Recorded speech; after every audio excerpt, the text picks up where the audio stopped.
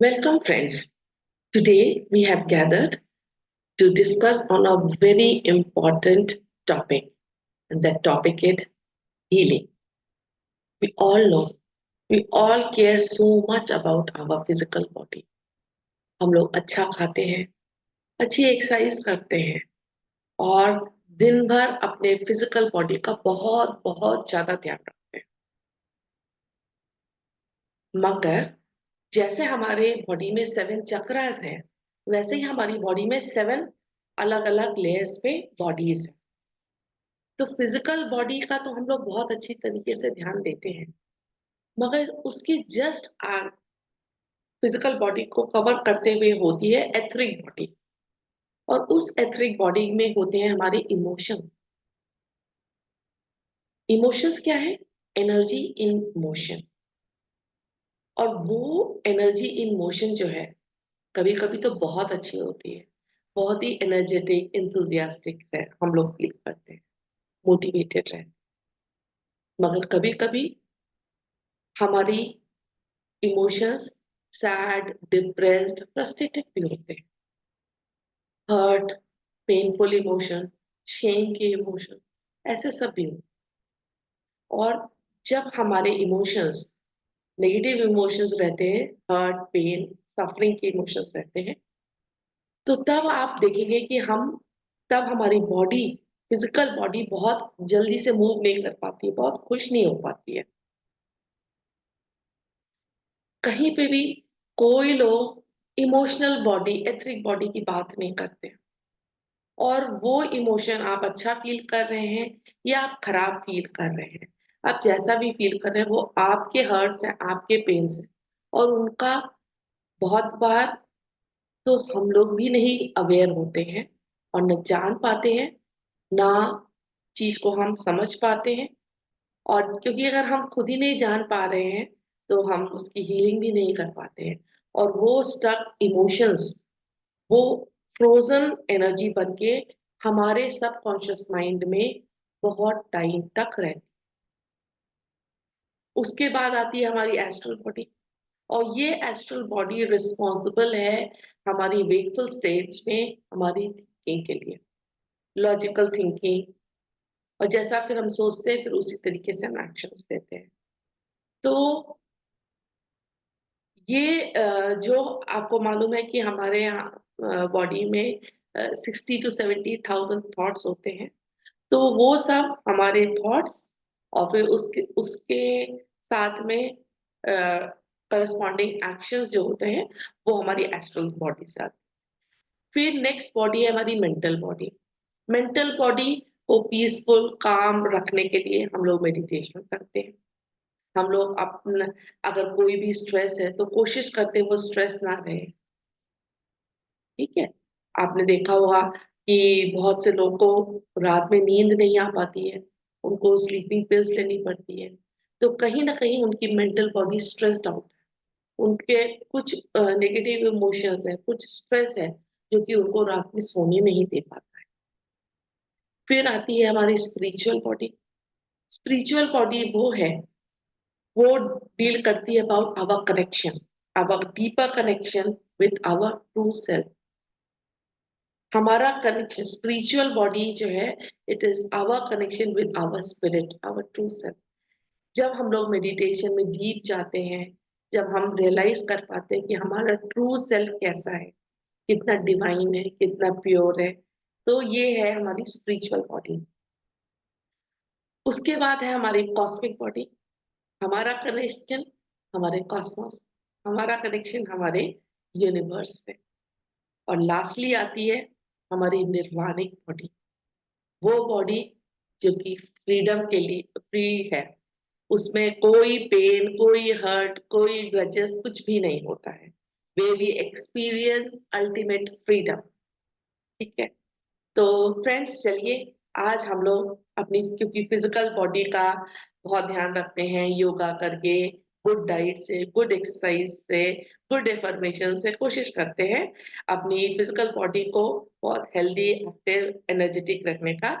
चलिए आज हम लोग फ्रेंड्स बात करते हैं कैसे हम अपनी एथरिक बॉडी या कैसे हम अपने इमोशंस को हील कर सकते हैं, सो दैट हमारे जो पास्ट के फ्रोजन इमोशंस हैं, स्टक इमोशंस हैं, उनको हम ठीक कर लें। और वो जैसे हमारे ठीक होंगे तो हमारी energy would always be very active and efficient. इसमें फ्रेंड्स सबसे इम्पोर्टेंट चीज जो रहती है to heal our emotions, to heal our etheric body, the first and the foremost which is most important is our inner child. आप जैसे आपने देखा होगा कि हमारे कॉन्शियसनेस के डिफरेंट एस्पेक्ट्स होते हैं। जैसे डायमंड होता है ना, डायमंड के अलग अलग एंगल्स होते हैं, और जितने ही एंगल शार्प रहते हैं उतनी ही उसकी पावर ज्यादा रहती है डायमंड की, उतने उसकी वैल्यू ज्यादा रहती है। उसी तरीके से हमारी कॉन्शियसनेस का एक बहुत ही इम्पोर्टेंट पार्ट है, और वो इम्पोर्टेंट पार्ट जो है वो है हमारा इनर चाइल्ड। और फ्रेंड्स नॉर्मली बोला जाता है कि 98 to 99% सबका इनर चाइल्ड कहीं ना कहीं वुंड्स रहते हैं। और अगर अब हम उन वुंड्स को हील कर लेते हैं, अपने डायमंड के उस पार्ट को पॉलिश कर लेते हैं, then we become limitless. when we heal our emotions, when we heal our past life or past frozen wounds which we had experienced as a child, then we would be able to heal ourselves.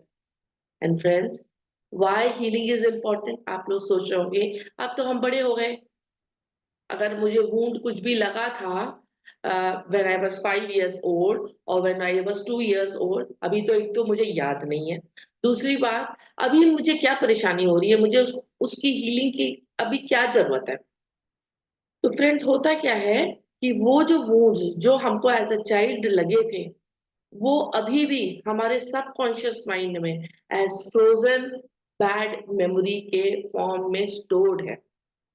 और ये बोला जाता है कि हमारा subconscious mind is more powerful. वो हमारे हमारे जो आज के प्रेजेंट बिहेवियर है, जो हमारा एटीट्यूड है, it is govern by what is stored in our subconscious mind. और अगर हमारे सबकॉन्शियस माइंड में वुंड्स, हर्ट, पेन स्टोर्ड है, तो हमारा आउटवर्ड बिहेवियर भी उसी को डिपिक्ट करेगा। And why healing is important? अगर इस ये बोला जाता है what you don't repair you repeat. तो अगर आपने उसको रिपेयर नहीं किया तो आप फ्रेंड्स आगे की लाइफ में फिर से हम लोग उस चीज को रिपीट करेंगे। And when you heal yourself, you heal a part of the universe, you heal your future generations. Future generations में वो पैटर्न को आप ब्रेक करते हैं। That is why healing is very important. ऐसा नहीं होता है ना कि अगर आपको डायबिटीज है या अगर आपको कैंसर हो गया तो आप उसकी मेडिसिन नहीं लोगे। आप मेडिसिन लेते हो बिकॉज यू वांट कि कैंसर भी अगर है तो इस स्टेज पे स्टॉप हो जाए, है ना। This is how you take care of your physical body. अगर आपको 3 दिन से फीवर है, बहुत हाई फीवर है, तो आप उसका you take care of it. And the same thing happens with our emotional body. हमारे एथरिक बॉडी में हमारे इमोशन स्टोर है। जो अच्छे इमोशंस हैं वो तो अच्छे हैं, उनके लिए हमको कुछ नहीं करना, मगर जो इमोशंस हमारे स्ट्रेस वाले हैं, पेन वाले हैं, वुंड्स है, वो फ्रेंड्स अभी भी it may be that you are not remembering just now, मगर देयर आर डिफरेंट प्रोसेसेस जब हम लोग वो करते हैं, then you come to know about those emotions. और जैसे ही जब आप पहले आप स्ट्रेसफुल इमोशंस के बारे में जानते हैं, फिर आप उसकी हीलिंग करते हैं, and when you heal that part of yours, you heal your future generation. Please allow me to share my screen.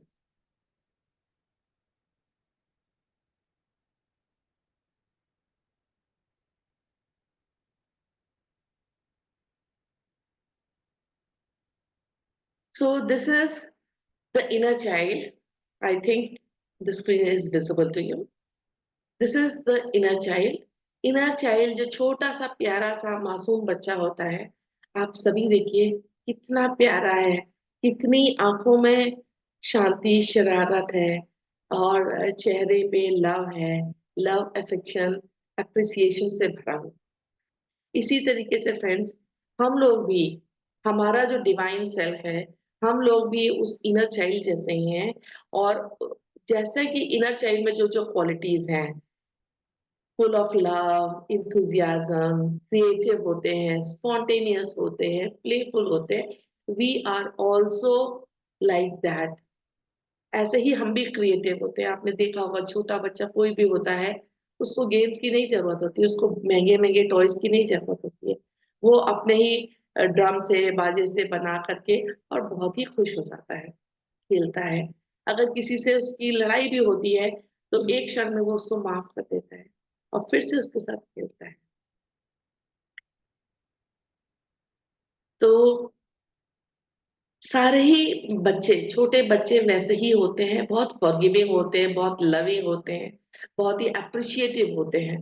मगर हर चाइल्ड की कुछ प्राइमरी बेसिक नीड्स होती हैं। वो जो चाइल्ड की प्राइमरी बेसिक नीड्स हैं, वो है of respect, of understanding, end of being taken them seriously. अगर एक छोटा सा बच्चा है, 6 महीने का या 1 साल का, तो हम लोग बहुत बार बोलते हैं, अरे ये बच्चा तो अभी सो रहा है, चलो चलो चलते हैं। तो कहीं ना, अगर या बच्चा रो रहा है, तो मेनी टाइम्स हम उसको दूध दे देते हैं, या many times we neglect to understand what the child wants at that time. So the basic need, अगर बच्चा छोटा है तो भी उसकी नीड, ये 3 मोस्ट इम्पॉर्टेंट नीड रहती है: need of respect, need of understanding, and need of taking him seriously. Seriously का मतलब क्या है? अगर बच्चा बोल रहा है कि मुझे डर लगता है, और एज पेरेंट्स हम कहते हैं, अरे चलो कुछ नहीं हुआ, चलो, तो we are not taking that child seriously.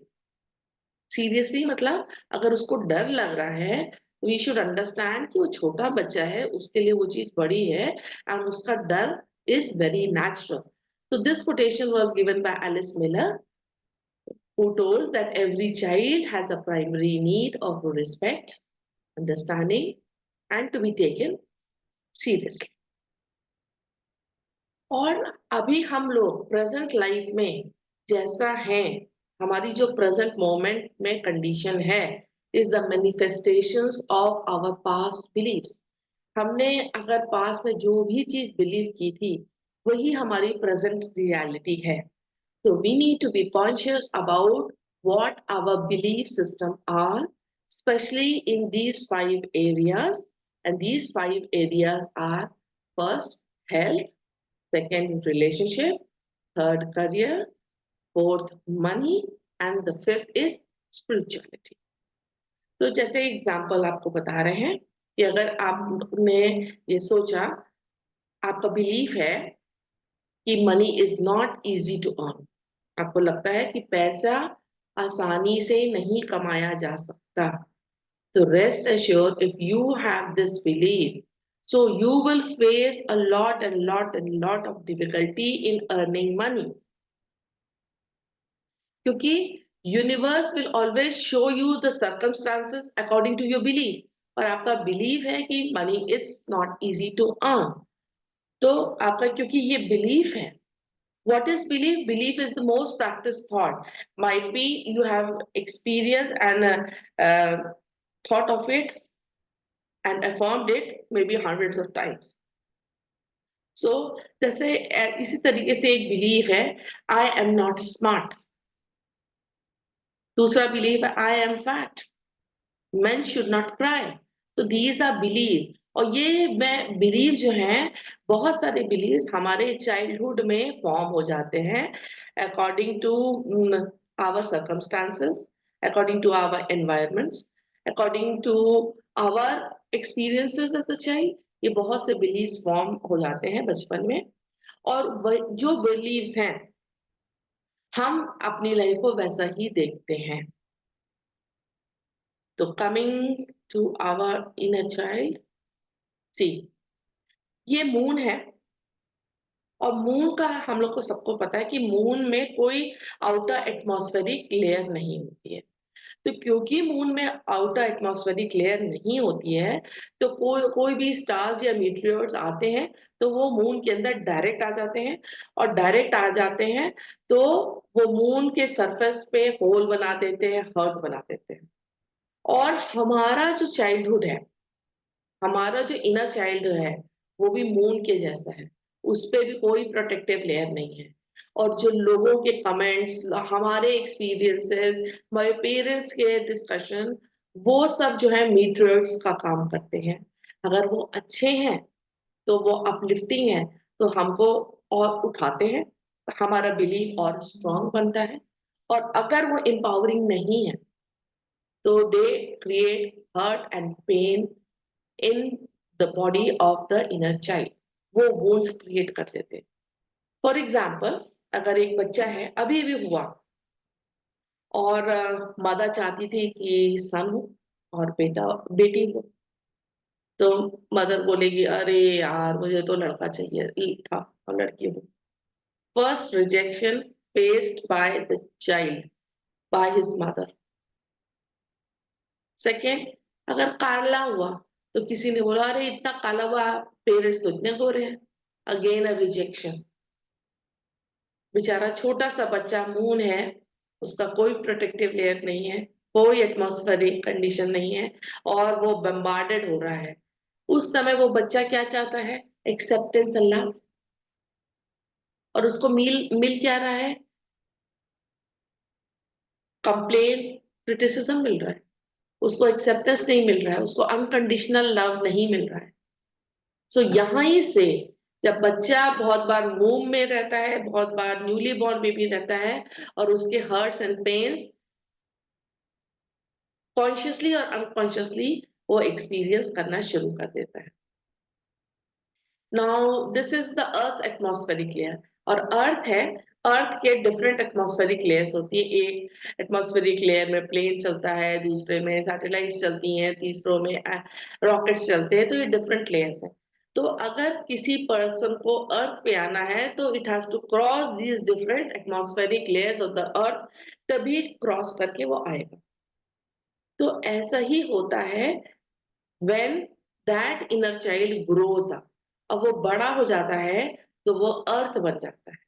और जैसे अर्थ में आने के लिए उसको इतनी सारी लेयर्स को क्रॉस करके आना पड़ता है, उसी तरीके से अब वो अपने को प्रोटेक्ट करने के लिए अपनी मास्किंग कर लेता है, क्योंकि उसका वूंड है।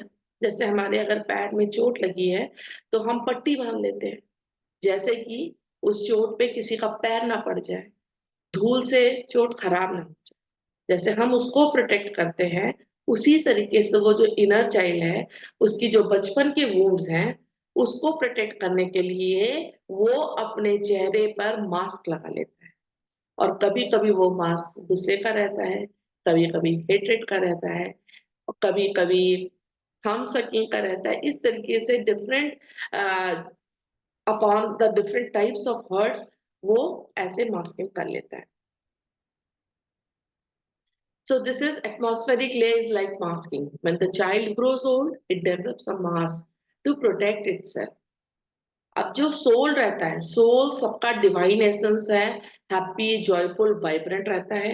मगर जैसे ही अर्थ प्लेन में आए, उसको इतने सारे बम्बार्डमेंट मिले, इतने सारे हर्ट्स एंड पेन्स मिले, और वो जो बच्चा होता है, it develops the pain and the hurt crack as per the environment. अब ये देखिए, how we see the world depends upon our childhood. अगर चाइल्डहुड में हमको अनकंडीशनल लव, पैम्परिंग, एक्सेप्टेंस मिलता है, तो वो इंडिविजुअल एज एन अडल्ट बहुत अच्छा बड़ा होकर के बहुत अच्छा पर्सन बनता है। बट हाउएवर, अगर उसका चाइल्डहुड में बहुत अब्यूसिव चाइल्डहुड रहा है, तो I give you an example. जैसे हिटलर है, हिटलर की लाइफ में उसका स्टेप फादर था, and he used to punish him when Hitler was a small child. बहुत पनिशमेंट, बहुत पेन के थ्रू वो गुजरा है अपनी चाइल्डहुड में। And everybody knows what did Hitler do when he grew up. So हमारा एडल्टहुड का behaviour is governed by what we had experience in our childhood. So how we see the world depends upon our childhood. अगर हमारे child में बोला जाता है life is wonderful, you are very beautiful, so that person will think in the same way and will behave in the same way and will treat the other person in the same way. How we see ourselves depends upon our childhood. अगर childhood में हमको बोला गया you are so beautiful, तो आप जैसे mirror के पास जाके बोलेंगे you are so beautiful और मुस्कुराएंगे, the same reflection will come back to you. Another example of how how our childhood conditioning affects our adulthood. This is the photograph of Albert Einstein. Albert Einstein जब school में पढ़ रहे थे, he was not able to cope up with the studies. So एक दिन उनकी principal ने एक लेटर लेकर के दिया कि ये लेटर आप अपनी मम्मी को देना. वो लेटर उन्होंने जब अपनी मम्मी को दिया और मम्मी ने पढ़ा तो उनकी आंखों में आंसू आ. उस लेटर में लिखा था कि your child has some disability and he is not able to learn our standards of things, so please take him out because he will not be able to cope up with the studies of the school. और ये पढ़ करके Albert Einstein की माँ की आंखों में आंसू आ गए. मगर जब आइंस्टाइन ने पूछा, माँ की आंखों में आंसू देख करके, आइंस्टाइन छोटे बच्चे थे, उन्होंने पूछा मम्मी क्या हुआ है, क्या लिखा है इसमें. तब उनकी माँ का जवाब था कि बेटा इस लेटर में प्रिंसिपल ने लिखा है कि आपका बेटा जीनियस है, उसको सब कुछ आता है, तो इसलिए आप उसको स्कूल से निकाल लीजिए क्योंकि हमारे पास उसको पढ़ाने के लिए कुछ भी नहीं. एंड सी कितना सुंदर, कितनी अंडरस्टैंडिंग थी उनकी मदर में, कितने अच्छे तरीके से उन्होंने इस सिचुएशन को डील किया. And see the world knows who Albert Einstein was. He was truly a genius. So friends, your words have power. Use them wisely. Your words can uplift you, and words can also demoralize you. Albert Einstein की childhood में ये conditioning हुई, उन्होंने यही believe किया, and that was his reality. So how powerful our belief system are. So friends, जो अभी आपको डिफरेंट बॉडीज के बारे में बोल रहे थे, ये है first physical body, second etheric, emotional, mental, spiritual and फिर कॉस्मिक निर्वाणा आती है. सो क्योंकि we have to do the healing for all the bodies for the energies to flow. ऐसा नहीं होगा कि अगर एक बॉडी में अगर पाइप है, पाइप में अगर कहीं पाइप मुड़ा हुआ है तो पानी नहीं बहेगा ना. उसी तरीके से अगर हमारी फिजिकल बॉडी ठीक है और एथरिक बॉडी, इमोशनल बॉडी में प्रॉब्लम, तो वी नीड टू हील. अगर हमको स्पिरिचुअली ग्रो करना है, हमको अपनी हायर एनर्जी स्टेट पे जाना है, हायर एनर्जी पे वाइब्रेट करना है, हमको अपनी लाइफ में अच्छे मैनिफेस्टेशंस चाहिए, हमको अपनी लाइफ में प्योरिटी, सक्सेस, पीस, कामनेस चाहिए, तो उसके लिए we have to work to the different less. अगर हमारे इमोशंस स्टक है तो we need to take care of it. We need to work and heal our emotions. That is why healing is so very important. This is the parental conditioning. Parents के पास बहुत बार time नहीं होता है, वो बच्चे को अंडरस्टैंड नहीं कर पाते हैं और इसलिए पेरेंट्स के बीच में गैप हो जाता है. This is the other thing, social conditioning. जहाँ स्कूल में पढ़ रहे हैं बच्चे, उनके फ्रेंड्स से, उनकी टीचर से भी उनकी कंडीशनिंग होती है और उससे भी बिलीव बनते हैं और उससे भी उनकी लाइफ गवर्न रहती है. And the same thing happens with traumatic situation. अगर चाइल्ड के सामने उसके पेरेंट्स लड़ रहे हैं, चाइल्ड के लिए वो ट्रॉमा होता है. और चाहे पेरेंट्स की लड़ाई का कारण कुछ भी हो, चाइल्ड सोचता है कि I am responsible, I am the cause, it is because of me that is my parents are fighting. तो it is a very traumatic situation, और ऐसे सब इमोशंस हमारे सबकॉन्शियस में स्टोर हो जाते हैं for the life long. This is the unhealed part of us, ये हमारा कोर है। हमारा कोर सबका डिवाइन एसेंस होता है, full of life, Joy, happiness, vibrancy रहता है। ये जो सेकेंड लेयर है, अंदर तो कोर में हैप्पीनेस है, मगर जो आउटर लेयर है यहाँ पे हमारे वुंड्स है, hurt, pain, shame, rejection, non acceptance, criticism, ये सब इस लेयर में है। ठीक है, और ये वाली जो लेयर है ये हमने उसको कवर कर ली है, मास्किंग कर ली है। जैसे कि हम नहीं चाहते हैं, अब we have grown adult, we don't want to show our wounds to the world, इसलिए हम लोग अपने अपने वुंड्स पे मास्क करके, पट्टी कर करके घूमते हैं। But many a times our wounds get exposed. How? Because of our outward behavior.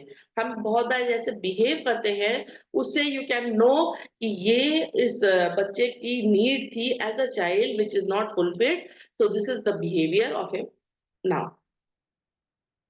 तो इनर चाइल्ड का एसेंस लॉस हो जाता है, तो बच्चा क्या करने लग जाता है? To avoid pain and suffering, the inner child withdraws itself and adopt various defence mechanism.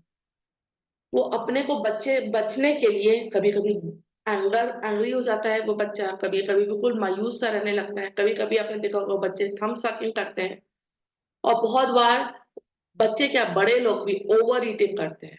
That is emotional eating, आपका इमोशन ट्रिगर हुआ है, आपको इमोशनली अच्छा नहीं फील हो रहा है, तो आप सोचते हैं कि मुझे किस चीज से खुशी मिलेगी, तो चलो खाना ही खा लेते हैं, ज्यादा खाना खाते हैं, और सोचते हैं कि वो खाने करने से मुझे हैप्पीनेस मिलेगी।